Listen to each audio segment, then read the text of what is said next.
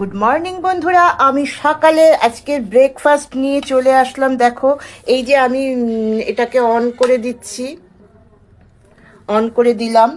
এবার দেখো, এই দেখো আমি এই যে 2 পিস পাউরুটি, এর ভেতরে পেঁয়াজ দিয়েছি, চিজ দিয়েছি, আর তোমার সস দিয়েছি, গোলমরিচ দিয়েছি, সামান্য একটু নুন দিয়েছি। এবার এর ভেতরে আমি দেখো এই যে কমলা লেবু দিয়ে দেবো। এই যে দেখতে পাচ্ছ, কমলা লেবু দিচ্ছি। এই দেখো, কমলা লেবু দিলাম। এবার দেখো এর ভেতরে আমি কড়াইশুঁটি দিচ্ছি। দেখো কড়াইশুঁটি দিয়েছি। এবার এর উপর দিয়ে আমি এই 1/2 পিস করে পাউরুটি দিয়ে দিচ্ছি। এই দেখো, এই দেখো এর উপর দিয়ে আমি 1/2 পিস করে পাউরুটি দিয়ে দিলাম।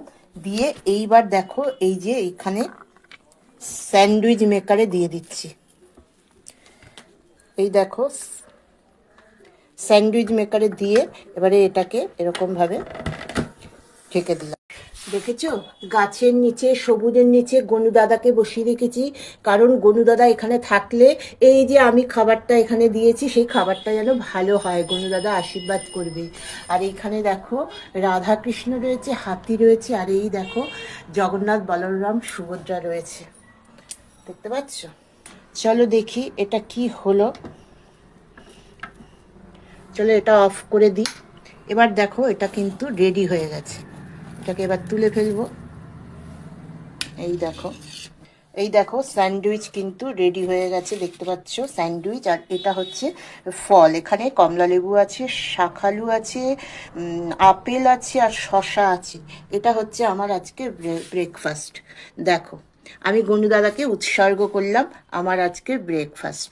চলো বন্ধুরা, কেমন লাগলো অবশ্যই কমেন্টস করো। ভালো লাগলো মন্দ লাগলো দেখার জন্য থ্যাংক ইউ, টাটা। দেখো আমি একটা বাইট দিয়েছি, জাস্ট অসম হয়েছে, অসম। একটা বেশ কমলা লেবুর স্মেল আসছে,